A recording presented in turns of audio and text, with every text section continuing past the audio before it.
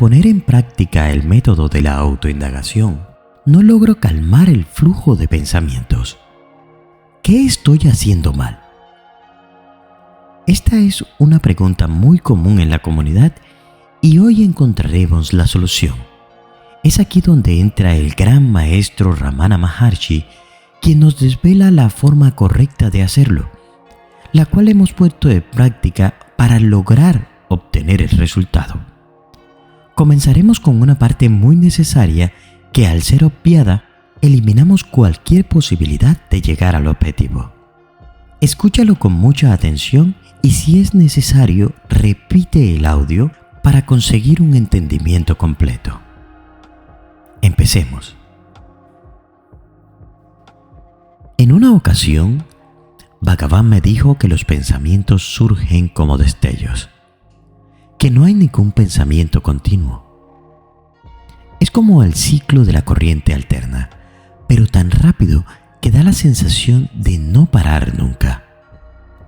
Al igual que sucede con la luz que produce una bombilla eléctrica. Si uno pudiera concentrarse en los intervalos que hay entre los pensamientos, en lugar de concentrarse en los pensamientos mismos, quedaría establecido en el ser. Sus enseñanzas siempre resaltaban que la mente y el pensamiento son exactamente lo mismo. La mente no es más que un montón de pensamientos. Asimismo, el ego y la mente son idénticos y surgen simultáneamente. Al surgir el ego, surge todo lo demás. El ego, la raíz de todos los pensamientos.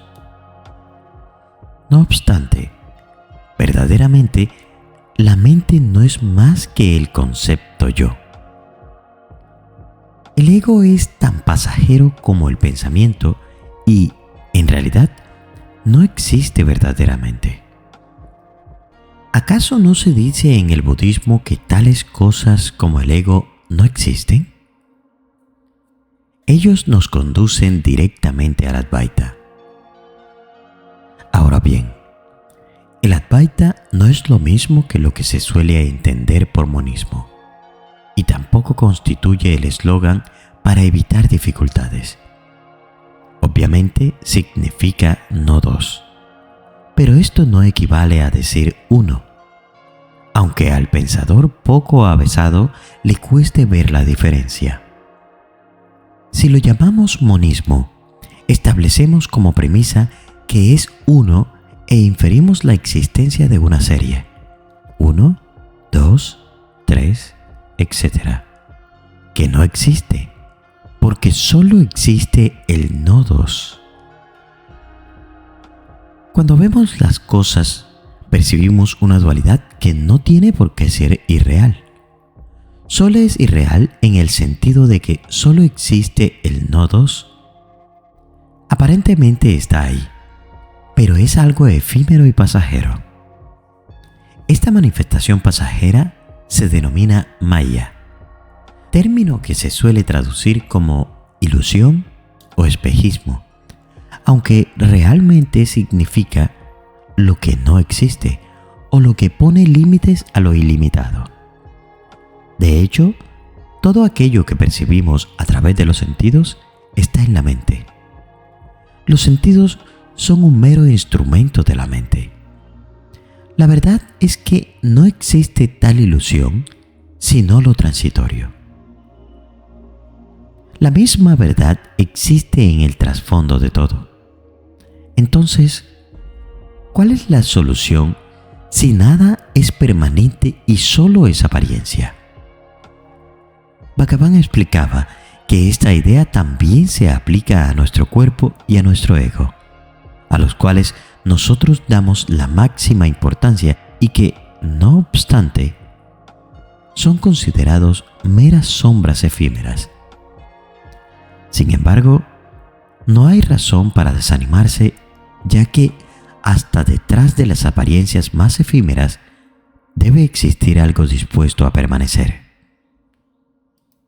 Damos un salto porque pensamos que estamos viendo una serpiente, pero después que advertimos que solo se trata de una cuerda, aunque la serpiente sea irreal, la cuerda existe.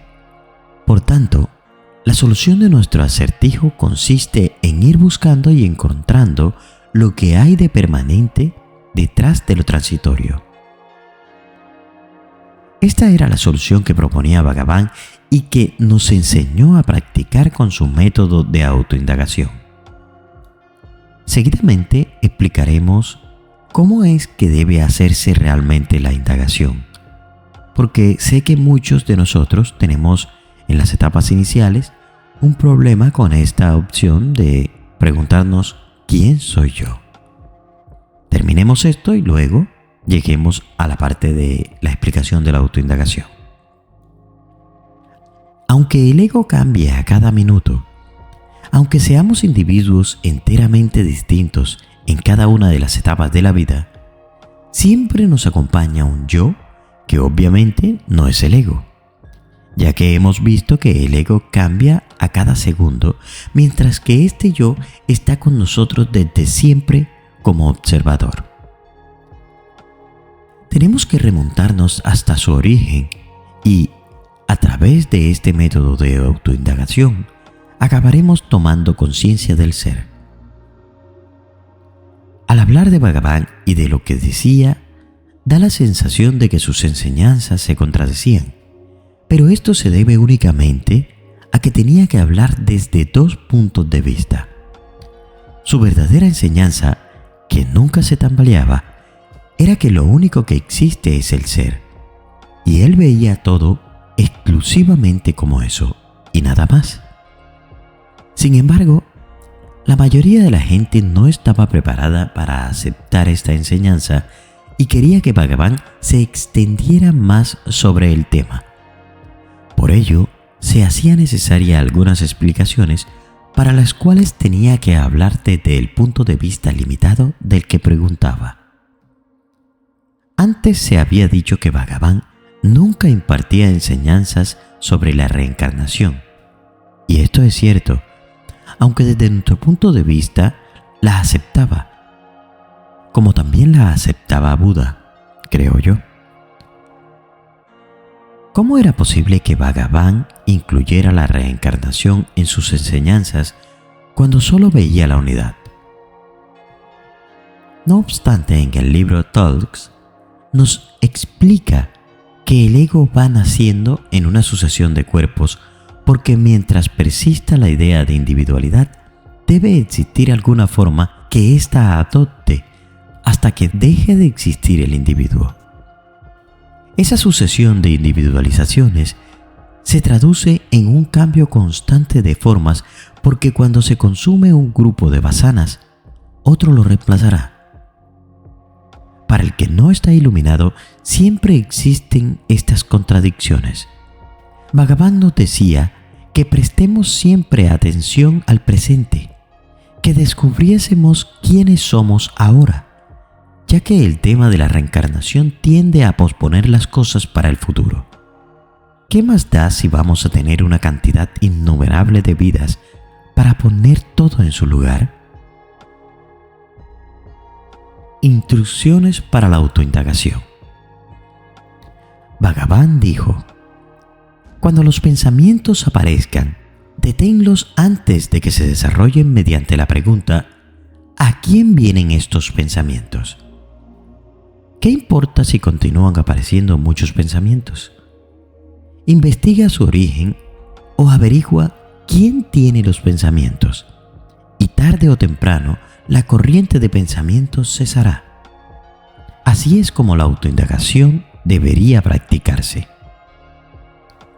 Cuando Bhagavan hablaba de esta manera, a veces usaba la analogía de la fortaleza sitiada.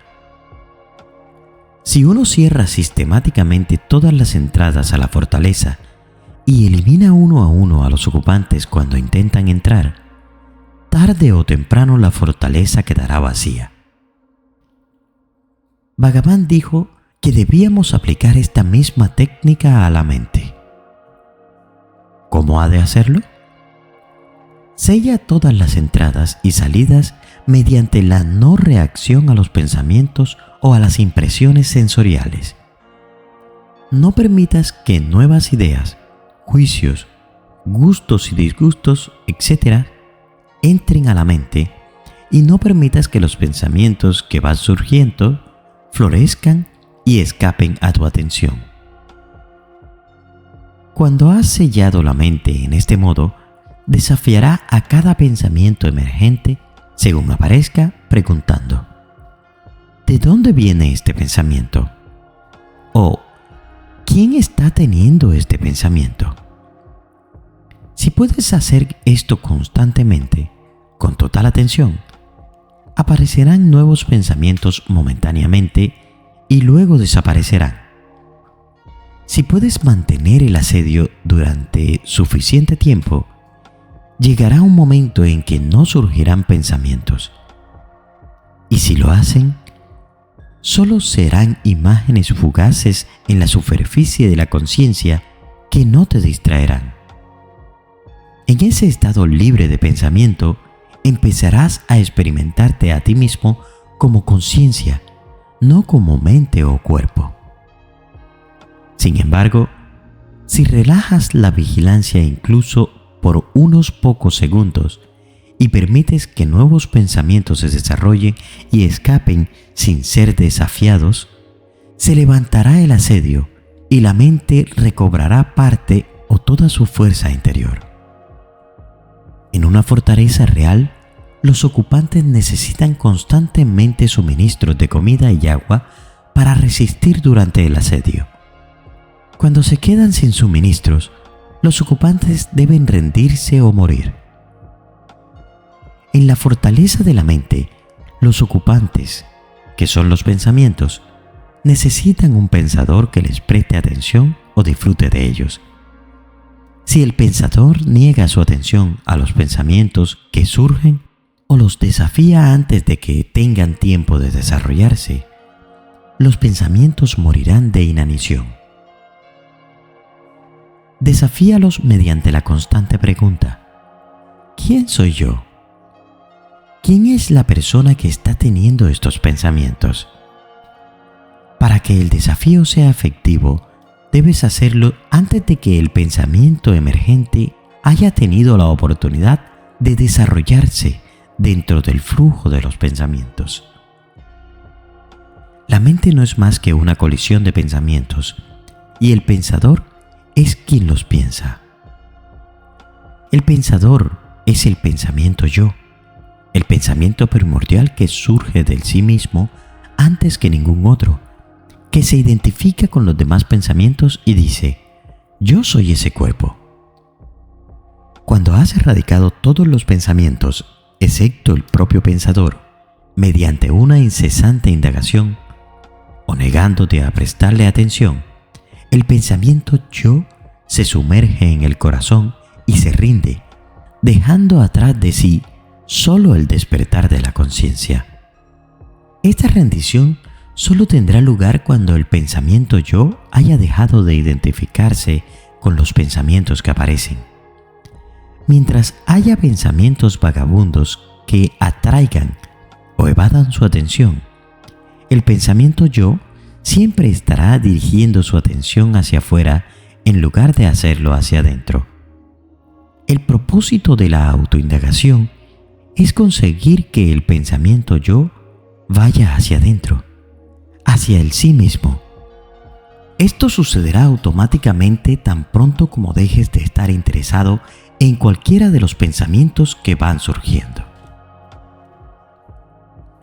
Ramana Maharshi sostenía que la mente, al estar condicionada por nuestras experiencias, educación y cultura, tiende a construir conceptos y representaciones mentales de Dios basándose en nuestras creencias y percepciones. Estas ideas sobre Dios pueden variar enormemente de una persona a otra y de una tradición religiosa a otra.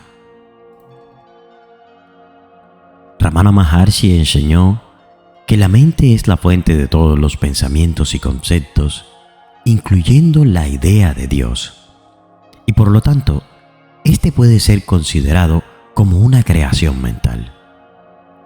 Según él, la mente proyecta y crea diferentes ideas y creencias, y esto incluye la noción de un ser supremo y divino. No obstante, Ramana Maharshi también enseñó que más allá de estas construcciones mentales y conceptos, hay una realidad última que trasciende la mente.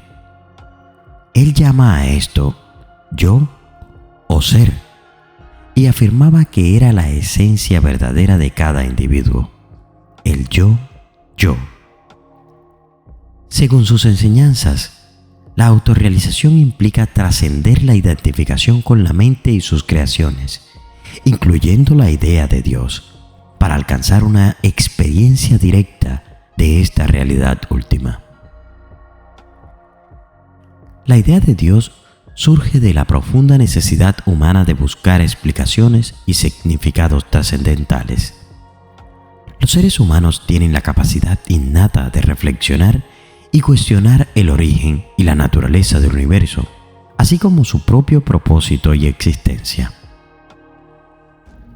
Esta búsqueda ha dado lugar a diferentes concepciones y representaciones de lo divino en diversas culturas y sociedades.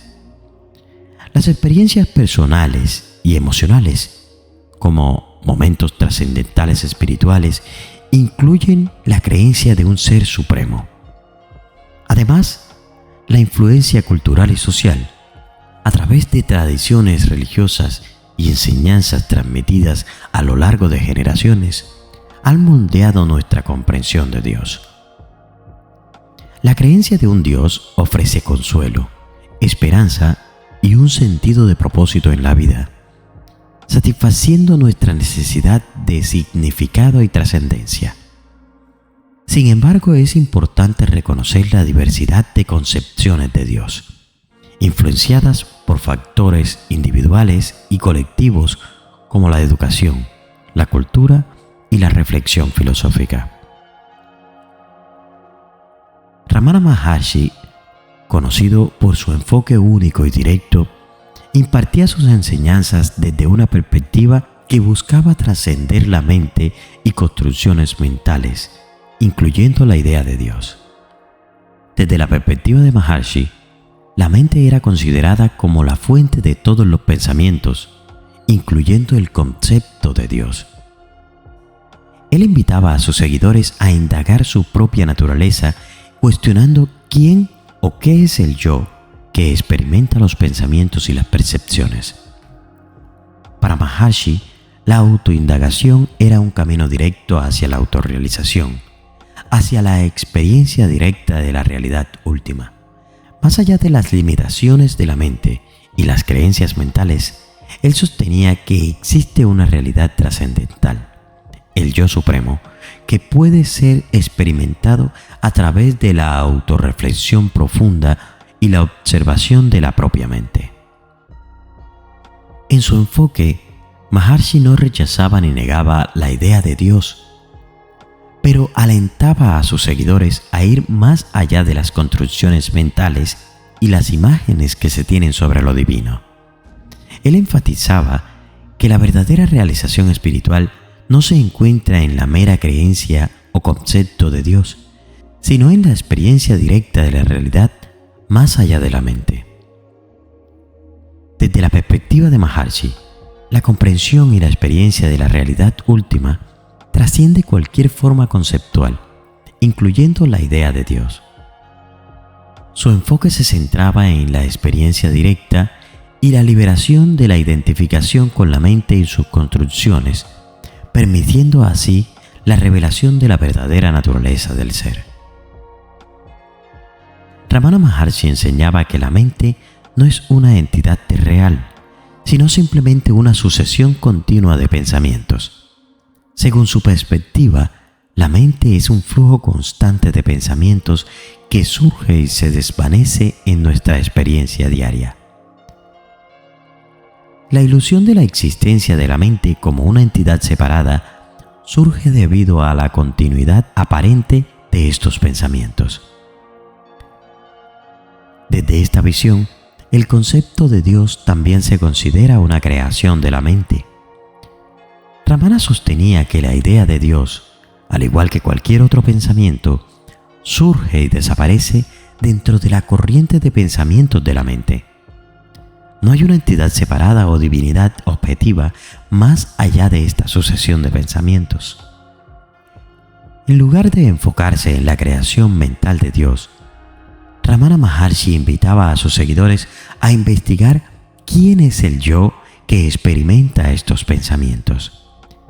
Para Ramana, la liberación espiritual radica en la comprensión de que la mente y sus pensamientos son transitorios e ilusorios y que la verdadera identidad se encuentra más allá de las fluctuaciones mentales. Al sumergirse en la autoindagación y el autoconocimiento, uno puede trascender la ilusión de la mente y experimentar la realidad última que trasciende las limitaciones conceptuales. Es importante tener en cuenta que esta perspectiva de Ramana Maharshi sobre la mente y Dios es particular en su enseñanza y no necesariamente coincide con otras tradiciones espirituales o filosóficas.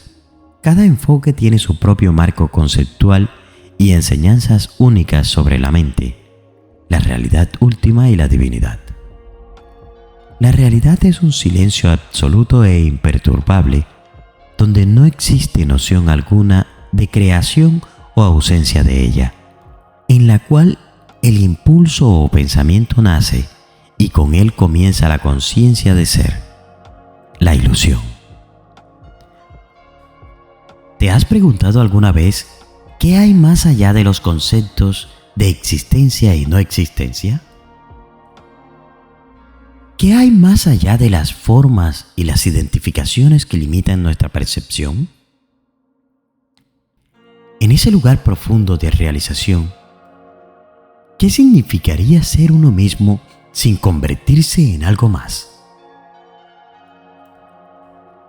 Este maestro nos invita a explorar con valentía la esencia de nuestro ser y sumergirnos en el silencio trascendental, donde convergen el alma individual y la divinidad. En ese sagrado remanso de quietud, ¿qué conocimientos se desvelan y cómo se disuelven las diferencias que solo existen como imposiciones en nuestra realidad? ¿Cómo podemos llegar a esta comprensión? Es aquí donde entra el más grande de los sabios, Ramana Maharshi, ya que nos comparte una enseñanza que desarraiga de golpe esta ilusión y nos muestra una forma fácilmente comprensible de cómo hacerlo. Hoy traemos una síntesis de fácil comprensión sobre la enseñanza impartida por este gran maestro. En la descripción del video dejaremos un enlace a la enseñanza completa para que puedas leerla con más calma y a tu propio ritmo. Y recuerda suscribirte, porque todos los días traemos nuevos videos para ayudarte a recordar lo que hemos olvidado. El maestro dice: la realidad está más allá de expresiones tales como experiencia y no experiencia, existencia y no existencia. La realidad es meramente la conciencia que queda después de que la ignorancia ha sido destruida. No hay necesidad de cultivar y alcanzar la conciencia, pues ya somos eso. Si dejo de prestar atención a la identificación con las formas y limitarme solo a ello, entonces solo queda la conciencia pura, ser. Si hablamos de conocer el ser, debe haber dos seres, uno que conoce y otro que es conocido. Además está el proceso de conocer. El estado realizado es simplemente ser uno mismo, no ser alguna cosa o convertirse en algo.